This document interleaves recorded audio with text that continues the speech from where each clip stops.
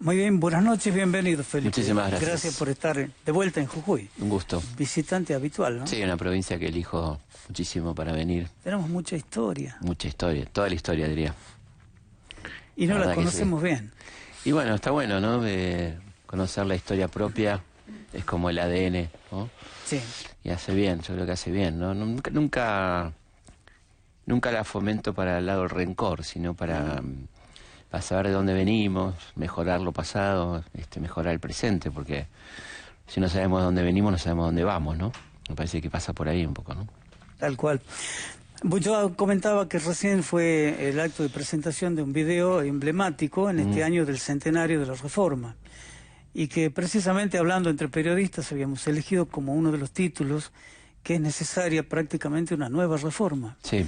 Es decir, dio vuelta a la rueda y estamos en el mismo lugar. No porque estemos en el mismo lugar. Yo creo que la reforma avanzamos un montón.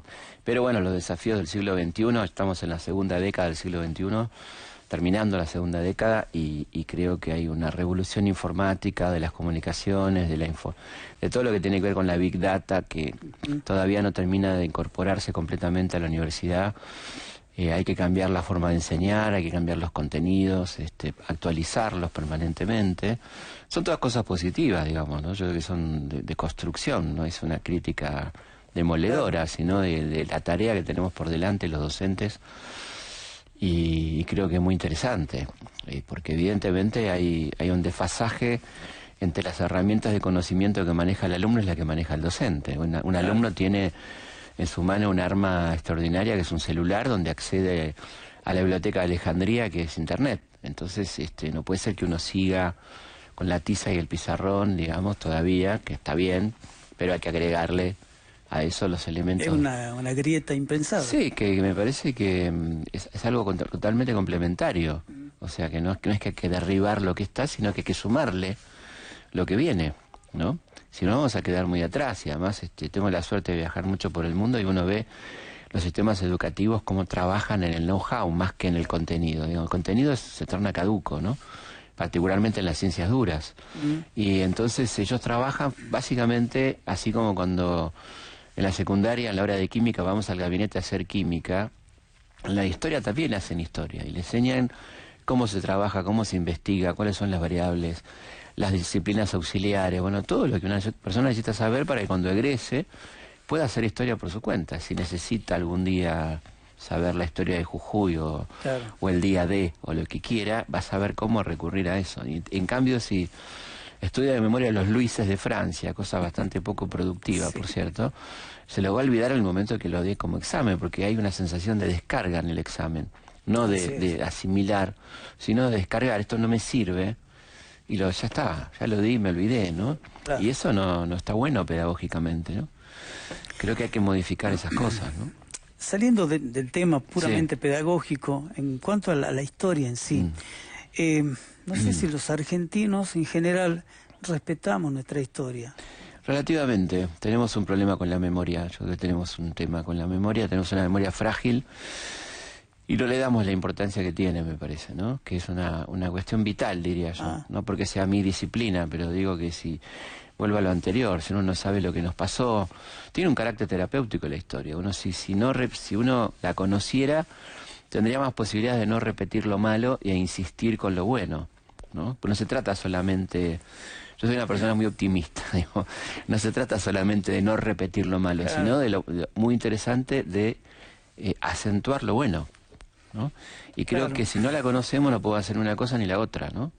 Y además proyectar el futuro, que es fundamental. ¿Sobre qué base proyectar el futuro si uno no sabe cuál es la trayectoria de algo, ¿no? Claro, lo que decíamos al comienzo, además no tropezar otra vez con la misma piedra, la historia esa. Nos ahorra mucho tiempo. ¿Y por qué somos a veces tan frívolos para manejar la historia? Por ejemplo, creo haber escuchado que dijiste alguna vez en televisión, o lo puedo haber leído, no respetamos la historia, por ejemplo, desde la manipulación de las fechas, de los feriados.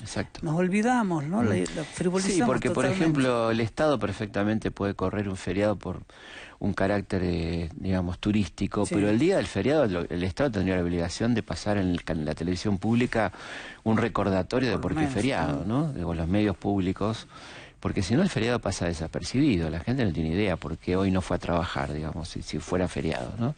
Porque el feriado es 3 días antes, o porque nadie le contó. Entonces la intención del feriado ya carece de sentido.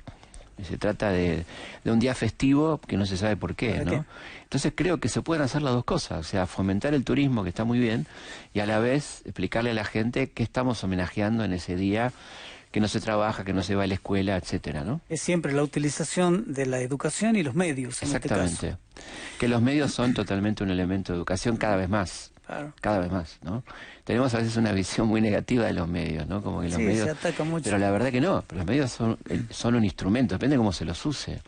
La televisión es un medio extraordinario, Internet es un medio maravilloso, YouTube, etcétera. Ahora, depende de cómo se lo use. El medio no tiene la culpa, enojarse con la televisión es una cosa ridícula, ¿no? Claro. ¿Cómo uno se va a enojar con la televisión? Aparte la televisión hoy en día es también Netflix, es YouTube, son las plataformas, son todo lo que los chicos ven, que los chicos cada vez ven menos televisión por cable o televisión abierta. O sea, han tomado el control del on demand, digamos, y eligen qué ver. Son sus programadores, lo cual es muy interesante también.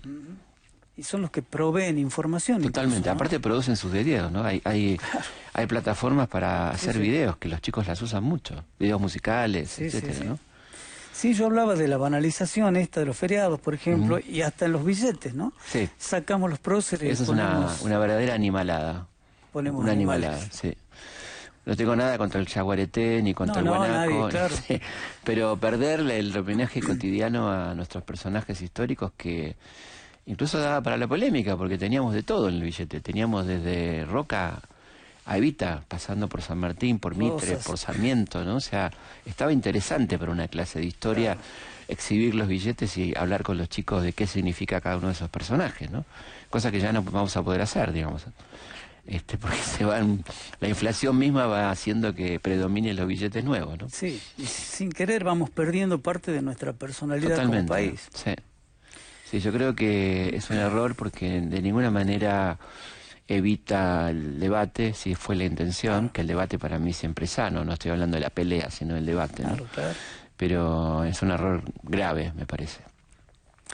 Nosotros acá en Jujuy nos consideramos, nos ufanamos de ser una provincia belgraniana. Sí, con justa razón.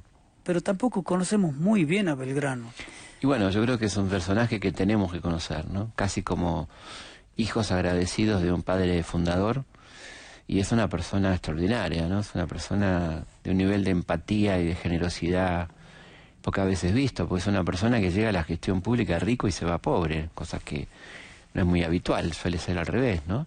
Así es. Y de una generosidad donde él recibe ese premio de 40.000 pesos y lo dona para escuelas que no se construyen en vida de él. Él muere a 7 años de la donación sin ver una sola escuela construida, ¿no? Con ese dinero. No tiene ni para pagarle al médico, le debían 16.000 pesos de sueldos. Es una persona increíble, que aparte fue el primero de hablar de industria, de educación, de género. Claro. Sus escritos son, aparte una persona que escribía mucho porque tenía la obligación protocolar de escribir las memorias del consulado, y él fue 14 años secretario del consulado, de 1794 a 1810, ¿no? Y bueno, ahí hay verdaderos libros que son como programas de un país que no existe, porque él escribe en el virreinato todo esto, ¿no? Claro.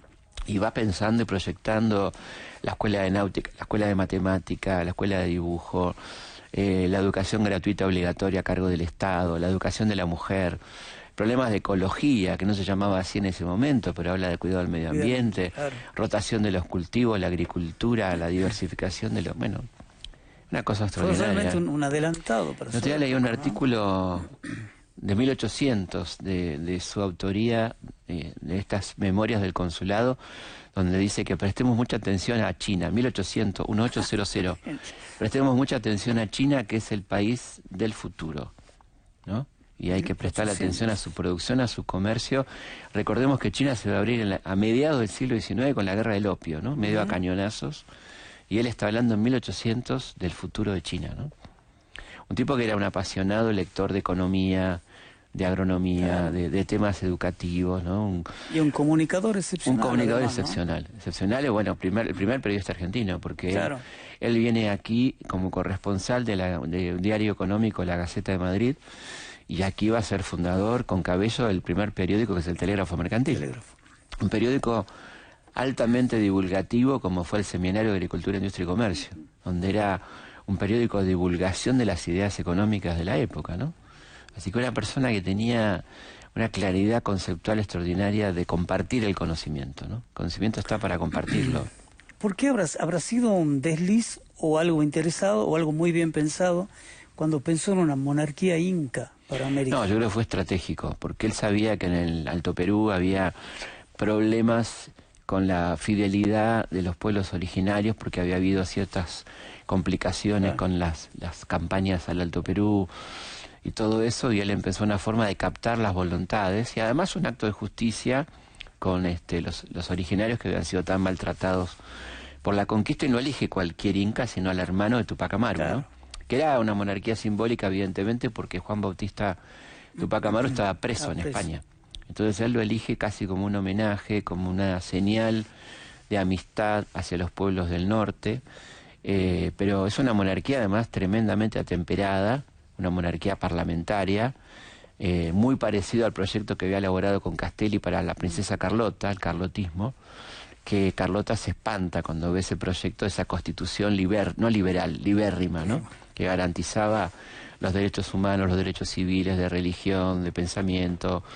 Y esa reina borbona absolutista, cuando ve eso, sale, le dice, no quiere saber nada, claro.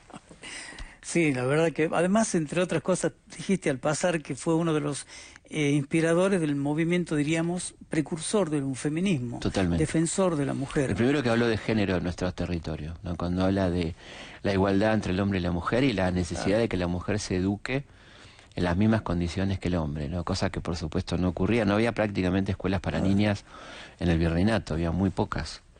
Y por eso las chicas que querían leer se hacían monjas.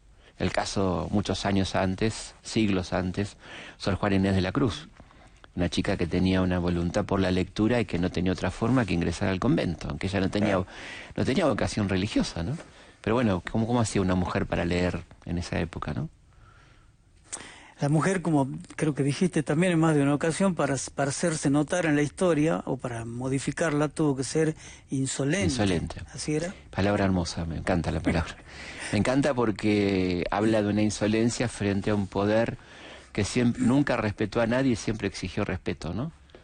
Y no solo exigió, impuso respeto a la fuerza. Entonces, ser insolente ante un poder que es totalmente falaz, me parece un acto de justicia, ¿no? Entonces, ahí tenemos distintos grados de insolencia, insolencias que hoy nos parecen mínimas, como estudiar medicina.